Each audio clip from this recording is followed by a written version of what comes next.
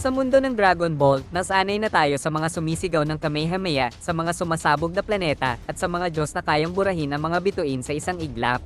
Pero sa likod ng lahat ng kaguluhan at ingay, may dalawang nilalang na hindi kailanman sumisigaw, hindi kailanman lumalaban sa harap ng entablado.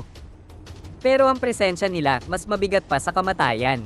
Tara, pag-usapan natin. Bago ang lahat, intro muna. Run that video like a track, run that video like a track, give me the pack and I might pack that. She got the fatty, I might pack that. Give me your addy, we pulling it to your bed, and we gon' put it to rest. Click clap. Sila ang Xenoguards, ang dalawang misteryosong bodyguard ng mismong hari ng multiverse.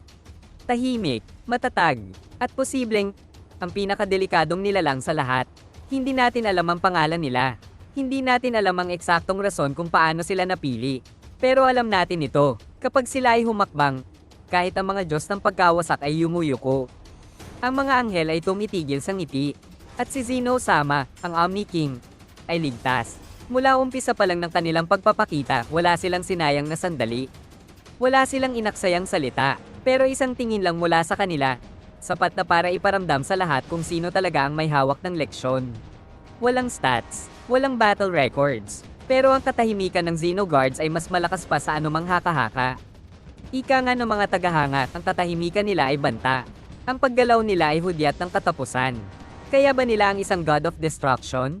Hindi lang kaya, baka nga isang siko lang sapat na. Kayang-kaya ba nila ang Ultra Instinct? Kung pati si Whis ay hindi nila pinapakitaan ng respeto, malamang lampas pa sila roon. Baka sila pa mismo ang secret weapon ng Daishankon, tagapagtanggol ng balanse ng lahat ng realities. Walang nagsabing ang Xenoguards ay marunong makipaglaban, pero hindi mo kailangang marunong lumaban kung walang gustong lumaban sa'yo. Kaya nilang pumasok kahit sa gitna ng labanan ng mga anghel at hindi man lang mapinsala. Sila ang mga gatekeeper ng pinakaimportanteng nilalang sa buong creation, si Zeno-sama. Kung si Zeno ang Diyos ng pag-alis ng lahat ng bagay, sila ang kanyang mga executioner. Ang kanyang kamay, ang kanyang kalasag, ang kanyang espada. At alam natin, kung may banta man na hindi kayang abutin ng isang iglap ni Zeno, sila ang kikilos. May mga teoryang sila ay dating anghel na piniling itahimik ang kanilang pagkatao. Ang iba naman, naniniwalang sila ay nilikha mismo ng Omni King bilang pure embodiments of enforcement and balance.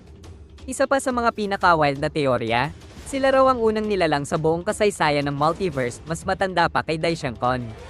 Mas ancient pa kaysa sa mismong mga universe. Isipin mo to, isang labanan kung saan mismong si Jiren, si Goku Ultra Instinct, at si Beerus ay sabay na humarap sa isa sa kanila.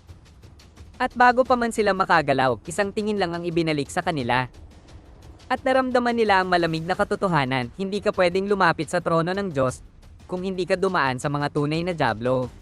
Kaya kung tatanungin mo kung gaano kalakas ang Xenoguards, ito lang ang masasabi ko. Hindi sila sinisigaw ng power level. Hindi sila hinahanap ng spotlight.